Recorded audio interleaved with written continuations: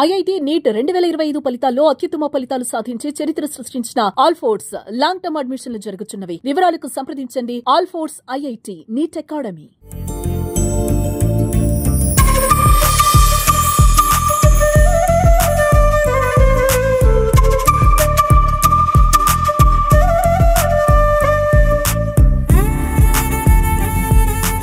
కేంద్ర మంత్రి బండి సంజయ్ గారి జన్మదినం సందర్భంగా ఈరోజు మనం వారి కుటుంబ సభ్యులతో మాట్లాడుతున్నాం. ఇందాక బండి సంజయ్ గారి అమ్మ, అదేవిధంగా పెద్దన్నయ్య మాట్లాడింది. ఇప్పుడు చిన్నన్నయ్య, అదేవిధంగా వదిన ఇద్దరు ఉన్నారు.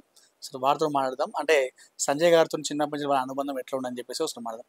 నమస్తే అన్న. నమస్తే మేడం. ఓకే అన్న, చెప్పండి. అంటే పర్సనల్ విషయం సంజయ్ అన్న గురించి బయట అందరూ తెలుసు, ఎందుకంటే రాజకీయంలో ఎట్లా వెళ్తాడని చెప్పేసి అందరూ తెలుసు. పర్సనల్ తెలియాలంటే మాత్రం మీకే తెలుస్తుంది. సో చిన్నప్పుడు ఎలా ఉండేవాడు బండి సార్? ఫస్ట్ సంజయ్కి birthday wishes. Happy birthday Sanjay. అమ్మవారి ఆశీస్సులతో ధర్మరక్షణకై నేను నమ్ముకున్న ప్రజల అభివృద్ధికి కృషి చేయాలని కోరుకుంటూ, ఇలాంటి జన్మదినాలు మరీ ముందు ముందు ఇంకా చేసుకోవాలని కోరుకుంటూ వన్స్ అగైన్ హ్యాపీ బర్త్డే.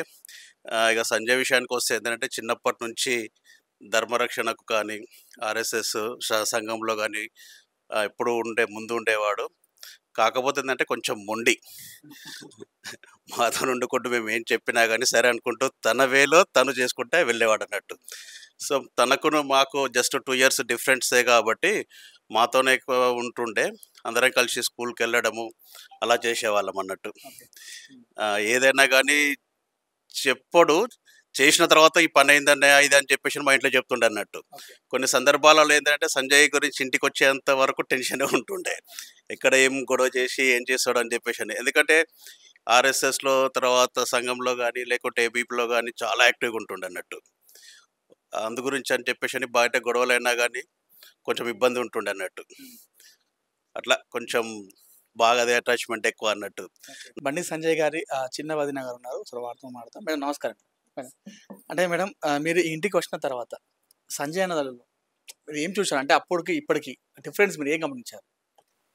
చాలా బిజీగా ఉండేవాడు. మున్సిపల్ కార్పొరేషన్ ఎలక్షన్స్ మా మ్యారేజ్ అయినాక 2 yearsకి అయినాయి. అప్పుడు ఫస్ట్ టైము గెలిచారు. కార్పొరేటర్ నుంచి చూస్తున్నది నేను తనని. చాలా బిజీగా ఉంటాడు. అంటే బిజీ వచ్చిన తర్వాత ఫ్యామిలీతో ఎలా ఉండేవాడు? చాలా బాగుంటాడండి. సైలెంట్గా అందరినీ అబ్జర్వ్ చేస్తూ ఎవరు ఏంది అనేది తనకు చాలా బాగా తెలుసు. ఓకే, ఇప్పుడు కేంద్ర మంత్రి ఆయన వచ్చిన తర్వాత మీకు ఎలా అనిపించింది?